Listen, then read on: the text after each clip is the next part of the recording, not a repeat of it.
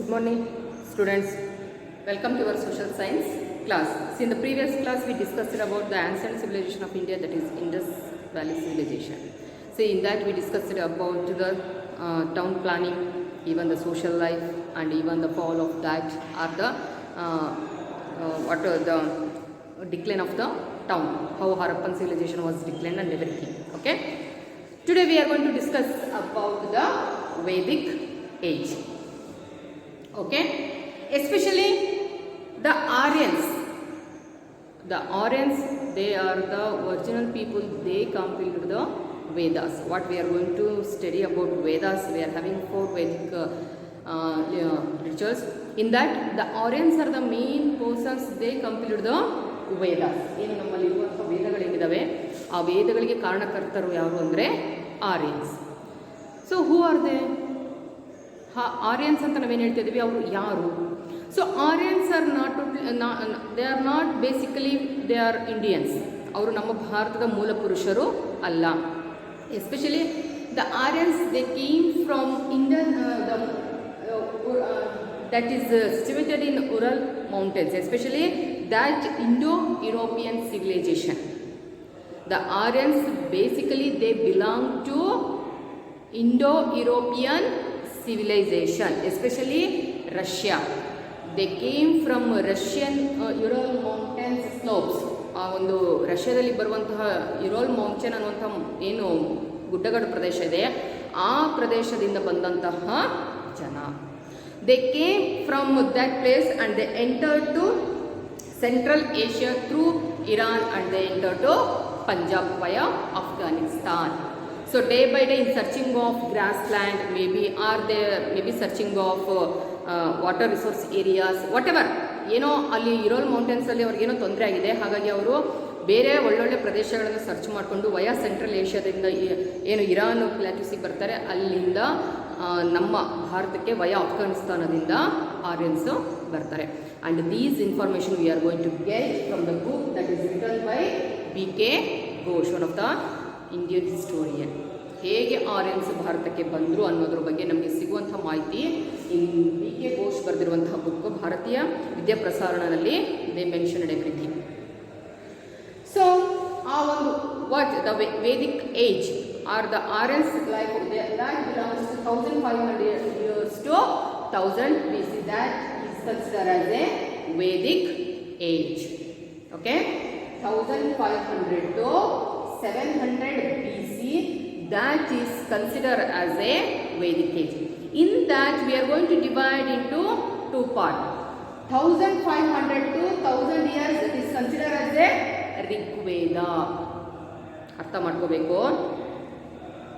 Vedic age according to B.K. Ghosh, the Vedic age is total year is 1500 to 700 years. ಇಷ್ಟು long period Vedic age ಅಂತಾನೆ ಕರಿತೀವಿ.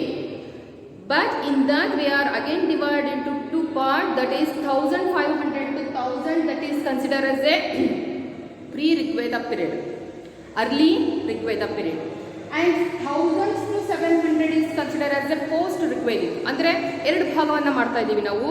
Early ಭಾಗವನ್ನು ಅವರು ಏನು Aryans ಭಾರತಕ್ಕೆ ಬಂದು ಅವ್ರು ಹೇಗೆ ಸೆಟಲ್ ಆದರು, ಅವರಲ್ಲಿ ಇನ್ನೂ ಪರ್ಟಿಕ್ಯುಲರ್ ಲ್ಯಾಂಗ್ವೇಜ್ ಇರಲಿಲ್ಲ, ರಿಟರ್ನ್ ಸ್ಕ್ರಿಪ್ಟ್ ಇರಲಿಲ್ಲ, ಆ ಏಜನ್ನು ನಾವು ಬೇಸಿಕ್ ರಿಗ್ವೇದ ಪ್ರೀ ರಿಗ್ವೇದ ಪೀರಿಯಡ್ ಅಂತ ಹೇಳ್ತೀವಿ.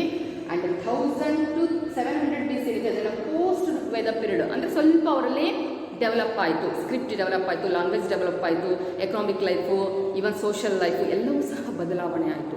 ಸೊ ಈವನ್ ಆ ವೇದಿಕ್ ಏಜಲ್ಲಿ ನಾವು 2 ಪಾರ್ಟನ್ನು ನೋಡ್ತೀವಿ, pre Vedic age and post Vedic age ಅಂತ. See especially we are having 4 Vedas. Maybe you people are already know about that. We are having 4 Vedas. In that Rigveda, Samaveda, Yajurveda and Atharva Veda. We are having 4 Vedas: Rigveda, Samaveda, Yajurveda and Atharva Veda. See, especially the Vedas are they are having mainly they are consisting of Yagna, Yaga, the Yagnas, Yagas and also worshipping of nature. ವೇದಗಳಲ್ಲಿ ನಾವು main ಆಗಿ ನೋಡುವಂಥ concept ಏನು ಅಂದರೆ, at that time they are not having any idol worship, ಮೂರ್ತಿಗಳನ್ನು ಕೂರಿಸೋದು ಅದೆಲ್ಲ ಇರಲಿಲ್ಲ. Basically, at the time of Vedic life, they are the worshipper of nature, and they are interesting performance of ಯಜ್ಞ ಯಾಗಾದಿಸ್. Mainly ಆ ಕಾಲದಲ್ಲಿ ಜನರು ಏನು ಮಾಡ್ತಾಯಿದ್ರು ಅಂದರೆ, ದೇವಸ್ಥಾನ ಕಟ್ಟಿದೆ, ಒಂದು ಮೂರ್ತಿನ ಕೂಡಿಸ್ದೆ, ಅದನ್ನು ಪೂಜೆ ಮಾಡ್ತಾ ಇರಲಿಲ್ಲ. ನಮ್ಮಲ್ಲಿ ಸಿಗುವಂಥ ನೇಚರ್ ಏನಿದೆ ಅದನ್ನು ಪೂಜೆ ಮಾಡ್ತಾಯಿದ್ರು. ಆ್ಯಂಡ್ ದೇ ಆರ್ ಪರ್ಫಾರ್ಮಿಂಗ್ ಯಜ್ಞ ಆ್ಯಂಡ್ ಯಾಗಾಸ್, ಏನು ಅಗ್ನಿಕುಂಡಗಳನ್ನು ಮಾಡಿ ಯಜ್ಞಗಳನ್ನು ಮಾಡ್ತಾರಲ್ಲ, ಸೊ ಅದನ್ನು ಅವರು ಪರ್ಫಾರ್ಮ್ ಮಾಡ್ತಾಯಿದ್ರು. And these are all also called as samhite. What are the things they have to do, how they have to worship the god, ಅದೆಲ್ಲ ಏನು ವಿಷಯ ಇರ್ತಿತ್ತು ಅದನ್ನು ಸಂಹಿತೆ ಅಂತೇಳಿ ಕರೆದ್ರು. And the samhitas has the text called brahmanas. How to perform, how to worship, how to conduct yajna and yagas. They are having particular text. ಅದಕ್ಕೆ ಒಂದು ಕ್ರಮ ಇತ್ತು. ಹೀಗೆ ಪೂಜೆ ಮಾಡಬೇಕು, ಹೀಗೆ ಯಜ್ಞಗಳನ್ನು ಮಾಡಬೇಕು, ಹೀಗೆ ಹವನಗಳನ್ನು ಮಾಡಬೇಕು, ಹೀಗೆ ಬಲಿಯನ್ನು ಕೊಡಬೇಕು, ಎಲ್ಲವನ್ನೂ ಅವರೊಂದು ಫಾರ್ಮ್ ಆಗಿ ಮಾಡಿದ್ರು. ಆ ಫಾರ್ಮ್ಗಳನ್ನು ಬ್ರಾಹ್ಮಣಾಸ್ ಅಂಥೇಳಿ ಕರೆದ್ರು. And in that Brahmanas they are having Aranyakas and Upanishads. Again we are having 2 types in brahmanas, aranyakas and upanishad. Aranyakas are giving ritual systems to the people who they are living in forest. ಯಾರೆಲ್ಲ ಅರಣ್ಯಗಳಲ್ಲಿ ವಾಸ ಮಾಡ್ತಾ ಇದ್ರು ಅವ್ರು ಹೇಗೆ ನೇಚರನ್ನು worship ಮಾಡಬೇಕು, ಮರಗಳನ್ನು ಅಥವಾ ನದಿಗಳನ್ನು, ಮೌಂಟೇನ್ಸ್ಗಳನ್ನು ಅವ್ರು ಏನು ಪೂಜೆ ಮಾಡ್ತಿದ್ರು, ಹೇಗೆ ವರ್ಷಿಪ್ ಮಾಡಬೇಕು, ಪೂಜೆ ಮಾಡಬೇಕು ಅನ್ನೋದ್ರ ಬಗ್ಗೆ ಅರಣ್ಯಗಳಲ್ಲಿ ಗೊತ್ತಾಗ್ತಾ ಇತ್ತು. And Upanishads they are the evidence of intellectual maturity of Indians. Upanishads already they are given particular form of writing. Little ಬಿಟ್ಟಾಗಿ ಹೀಗೆ ಮಾಡ್ಕೊತ ಹೋಗಬೇಕು, ಶ್ಲೋಕಗಳು, ಸೂಕ್ತಗಳು ಅದನ್ನೆಲ್ಲ ಬರಿತಾ ಹೋದರು. ಲಿಸಾ once again, we are having 4 Vedas: Rigveda, Samaveda, Yajurveda and Atharvaveda. So basically the Vedic people, they are having interested in worshipping of nature and they are performing yajna and yagas. And all the things that is considered as a ಸಂಹಿತೆ, ಅದೆಲ್ಲವನ್ನು ನಾವು ಸಂಹಿತೆ ಅಂತ ಕರೆದ್ವಿ. And each and every Samhita they are having the text that is called as a Brahmanas. ಹೇಗೆ ಪೂಜೆ ಮಾಡಬೇಕು, ಹೇಗೆ ಹೋಮವನ್ಗಳನ್ನು ಮಾಡಬೇಕು ಅನ್ನೋದಕ್ಕೊಂದು ಫಾರ್ಮ್ ಇರ್ತಿತ್ತು, ಅದನ್ನು ಅವರು ಬ್ರಾಹ್ಮಣಸ್ ಅಂತ ಕರೆದ್ರು. And in each and every Brahmanas they are having Aranyakas and Upanishads. See, Aranyakas and Upanishads, and Aranyakas have the necessary suspensories to instructions to the hermits who living in the forest. ಯಾರೆಲ್ಲ ಅರಣ್ಯಗಳಲ್ಲಿ ವಾಸ ಮಾಡ್ತಾ ಇದ್ದಾರೆ ಅವ್ರಿಗೆ ಕ್ಲಿಯರ್ ಇನ್ಸ್ಟ್ರಕ್ಷನ್ ಅನ್ನು ಕೊಡ್ತಾ ಇತ್ತು ಈ Aranyakas.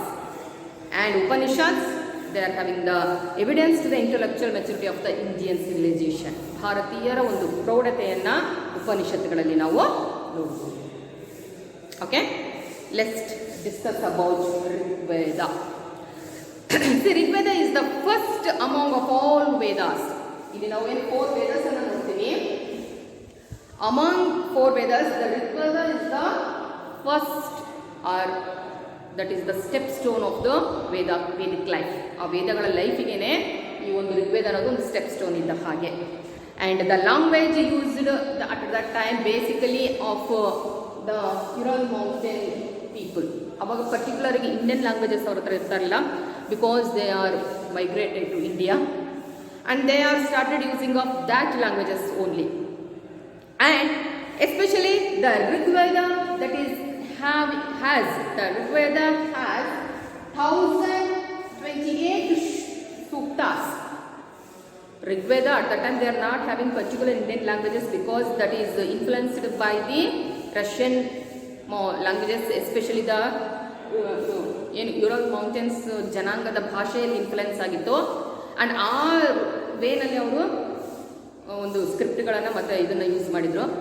And the Rigveda that Rigveda has 1028 suktas and it is divide in 10 mandalas. ಇರುವಂಥ 1028 ಸೂಕ್ತಗಳನ್ನು 10 ಗ್ರೂಪ್ಗಳಾಗಿ ಮಾಡಿಟ್ರು. ಆ ಗ್ರೂಪ್ಗಳಿಗೆ ಮಂಡಲಾಸ್ ಅಂತ ಹೇಳಿದ್ರು. Totally 10 mandalas there in Rigveda. Okay, you have to understand the Rigveda has 1028 suktas and 10 mandalas. 10 mandalas means that 1028 suktas they are divided into 10 mandalas. So especially, and all these suktas were not completed in at a time. ಒಂದೇ ಸಲ ಕೂತು ಮಾಡಿರೋದಲ್ಲ, it's take 500 years gap.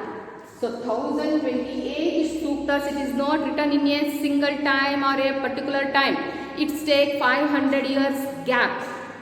So the initial Vedic life started and the last that ended in the Rigveda period. That take 1500 to 1000 years. Listen, the historians' opinion that there are a gap between 500 years between the initial text to last text. ಅಂದರೆ ಅವ್ರು ಬರೆಯೋಕ್ಕೆ start ಮಾಡಿದಾಗ ಮತ್ತು end ಮಾಡಿದಾಗ ಅದು time ತೊಗೊಂಡಿರೋದು ಎಷ್ಟು ಗೊತ್ತಾ? 500 ವರ್ಷಗಳು. ಬೆಳಗ್ಗೆ ಕೂತ್ಕೊಂಡು ಮಧ್ಯಾಹ್ನನೋ ಅಥವಾ ರಾತ್ರಿ ಕೂತ್ಕೊಂಡು ಬೆಳಗ್ಗೆಗೋ ಮುಗಿಸಿಲ್ಲ. There is a time gap between the Rigveda, that is 500 years. When they started writing of suktas and when they ended that one, the time between time is 500 years. ಮಧ್ಯದಲ್ಲಿ 500 ವರ್ಷಗಳು ಕಳೆದು ಹೋಗಿದೆ. ಅಷ್ಟು ವರ್ಷಗಳವರೆಗೂ ಒಬ್ಬೊಬ್ಬರೇ ನೆಕ್ಸ್ಟ್ ಜನ್ರೇಷನ್ ಹಾಗೆ ಬರಿತಾ ಆಗೋನ್ನ finally we got 1028 ಸೂಕ್ತಾಸ್.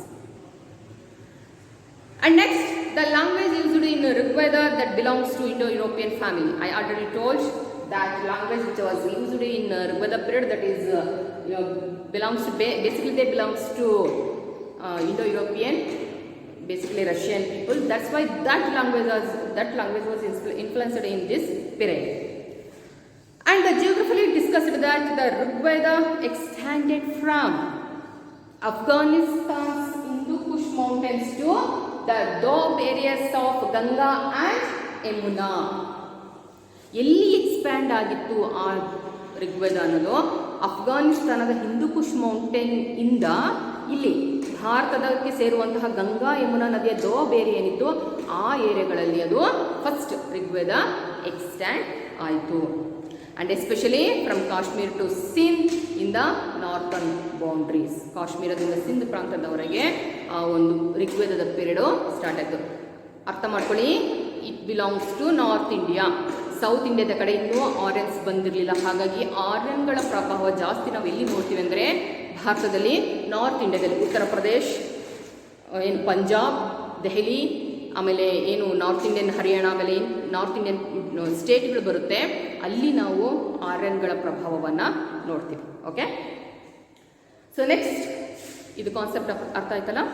So Vedic life ಬಂದು ಬೇಸಿಕಲಿ ಆರ್ಯನ್ಸ್ ಇಂದ ನಮ್ಮಲ್ಲಿ ಸ್ಟಾರ್ಟ್ ಆಗುತ್ತೆ. The Aryans are the first people they started writing of Vedas. Okay, and they came from the Indo-European people, and basically they have lived in the Russian Ural mountains, and they came to India, migrated to India through the Central Asia via Afghanistan, and they entered to Punjab. And we know about this by the book that is written by B.K. Ghosh. And we are having 4 Vedas, and Vedas that is having consisting of Samhita, Brahmanas, and Aranyakas and Upanishads. And the Rigveda period is the earliest period, and Rigveda has 1028 sutras and 10 mandalas. Okay, and the language it is influenced by Indo-European style of language, because Aryans belongs to Indo-European lifestyle. So next we will discuss about social life. ಋಗ್ವೇದದಲ್ಲಿ ಅಂದರೆ Aryans ಭಾರತಕ್ಕೆ ಬಂದಾಗ ಹೇಗಿತ್ತು social life? See, at the time when they entered, there is no caste system or varna system. ಭಾರತಕ್ಕೆ Aryans ಬಂದಾಗ ನಮ್ಮಲ್ಲಿ ಜಾತಿ ಪದ್ಧತಿನೂ ಇರಲಿಲ್ಲ, ವರ್ಣ ಪದ್ಧತಿನೂ ಇರಲಿಲ್ಲ. Only we are having the 3 classes, that is aristocrats, priestly and the common people. ಹೇಗೆ ನಾವು ಬೇರೆ ಬೇರೆ ಸಿವಿಲೈಸೇಷನ್ಸಲ್ಲಿ ಎಲ್ಲ ನೋಡ್ತಾ ಇದ್ವಲ್ಲ, ಹಾಗೆ ಭಾರತದಲ್ಲೂ 3 ಭಾಗಗಳನ್ನು ನೋಡ್ತೀವಿ. ಅರಿಸ್ಟೋಕ್ರಾಟ್ಸ್ ಅಂದರೆ ಅತೀ ಶ್ರೀಮಂತರು. ಪ್ರಿಸ್ಲಿ ಸೆಕೆಂಡ್ ಬಂದು ಪ್ರಿಸ್ಲಿ ಪೀಪಲ್ಸ್ ಅಂದರೆ ಪೌರಹತ್ಯೆ ಮಾಡೋರು, ದೇವಸ್ಥಾನಗಳಲ್ಲಿ ಪೂಜೆ ಮಾಡ್ತಾರಲ್ಲ ಅವರು. And third one is common people, ಬೇರೆ ಬೇರೆ ಕೆಲಸಗಳಲ್ಲಿ ಇರುವಂತಹ ಕಾಮನ್ ಪೀಪಲ್ಗಳನ್ನು ನಾವು at the time when they Aryan centre they are having 3 classes. There is no caste and there is no concept of varna at that time. At the time of 10th mandal, already ನಮ್ಮ ಸ್ವಲ್ಪ ಋಗ್ವೇದದ ಲಾಸ್ಟಿಗೆ ನಾವು ಬರ್ತೀವಲ್ಲ, ಅಂದರೆ 10ನೇ ಮಂಡಲಕ್ಕೆ ಬರೋ ಅಷ್ಟೊತ್ತಿಗೆ V are having one concept of caste system.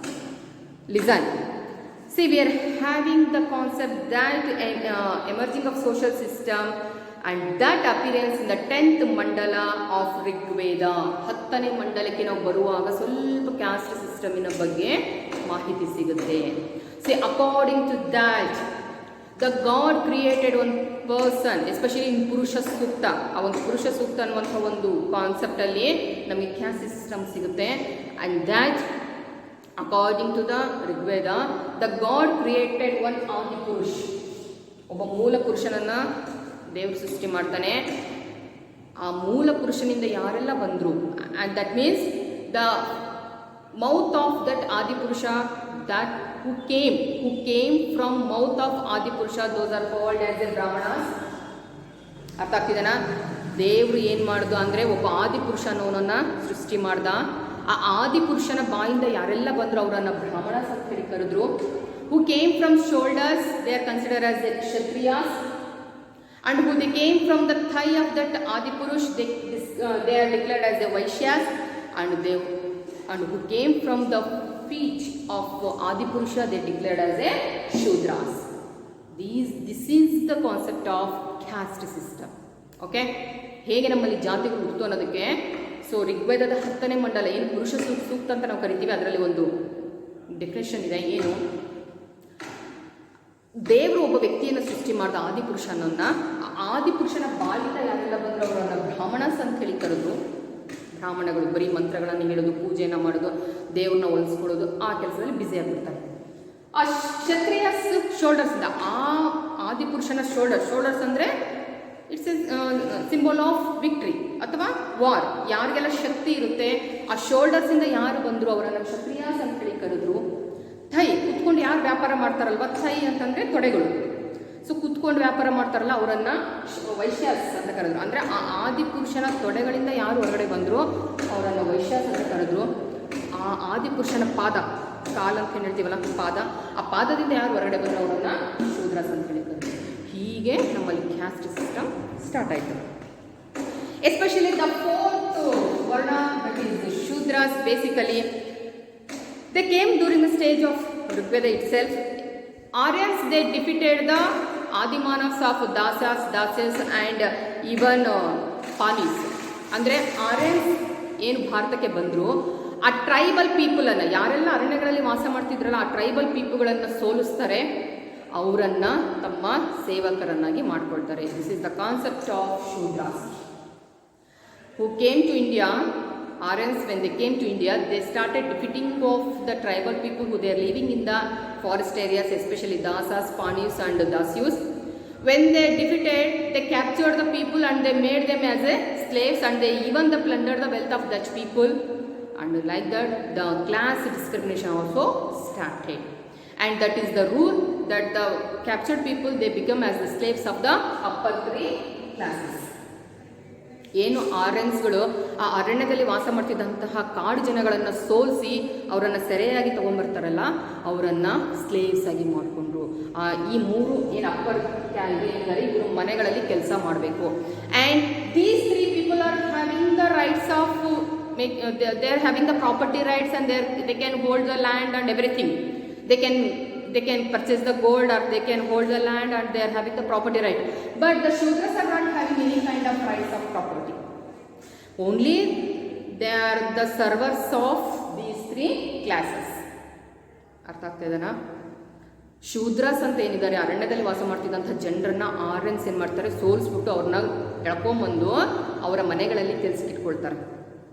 ಆವಾಗಲಿಂದ ಈ ಒಂದು ಶೂದ್ರಾಸ್ slave system start ಆಗುತ್ತೆ ಭಾರತದಲ್ಲಿ. ಸೊ ಅವರಿಗೆ ಯಾವುದೇ ಪ್ರಾಪರ್ಟಿ ರೈಟ್ಸ್ ಇಲ್ಲ, ಆಸ್ತಿ ಮಾಡೋ ಹಾಗಿಲ್ಲ, ಸ್ವಂತ ಮನೆ ಕಟ್ಟೋ ಹಾಗಿಲ್ಲ, ಜಮೀನು ತೊಗೊಳ್ಳೋ ಹಾಗಿಲ್ಲ, ಒಡವೆಗಳು ಹಾಕೊಳ್ಳೋ ಹಾಗಿಲ್ಲ. ಏನಿದ್ರು ಈ 3 ಏನು ಅಪ್ಪರ್ ಕ್ಲಾಸ್ ಪೀಪಲ್ ಏನಿದ್ದಾರೆ, ಕ್ಯಾಸ್ಟ್ ಪೀಪಲ್ ಇದ್ದಾರೆ, ಅವರ ಸೇವೆಗಳನ್ನು ಮಾತ್ರ ಮಾಡಬೇಕು. ಹೀಗೆ ನಮ್ಮಲ್ಲಿ ಕ್ಯಾಸ್ಟ್ ಸಿಸ್ಟಮ್ ಅನ್ನೋದು ಸ್ಟಾರ್ಟ್ ಆಯಿತು. And at the time they are followed the patriarchal families. ಅಂದರೆ the father is the head of the family, and it was told that there is no any kind of rights to the Shudras. ಅವ್ರಿಗೆ ಯಾವುದೇ ಕಾರಣಕ್ಕೂ ಏನೂ rights ಇರಲಿಲ್ಲ. Just like a animal, ಏನು ಹೇಳ್ತಾರೋ ಅದನ್ನು ಮಾಡಬೇಕಷ್ಟೇ. They are not having any kind of rights or any kind of freedom, nothing. The Shudras life just like a animal. ಒಂದು ಪ್ರಾಣಿನ ಸಾಕಿ ನಾವು ಹೇಗೆ ಅದ್ರ ಹತ್ರ ಹೇಳ್ತಾ ಇರ್ತೀವಲ್ಲ ಅಂತ ಏನು ಮಾಡಬೇಕಂದ್ರೆ ಮಾಡಬೇಕು ಅಷ್ಟೇ, ಕಟ್ ಹಾಕೋದಕ್ಕೂ ಮಾಡ್ತೀವಲ್ಲ ಆ ಥರ ಶೂದ್ರಸ್ ಲೈಫ್ ಅನ್ನೋದು ತುಂಬಾ ಒಂದು ಕಾಂಪ್ಲಿಕೇಟೆಡ್ ಆಗಿ ಇತ್ತು. So this is the social life of Rigveda. So next we will discuss about economic system system of Vedic period in the next class. Okay, take the points and read in your home. Thank you.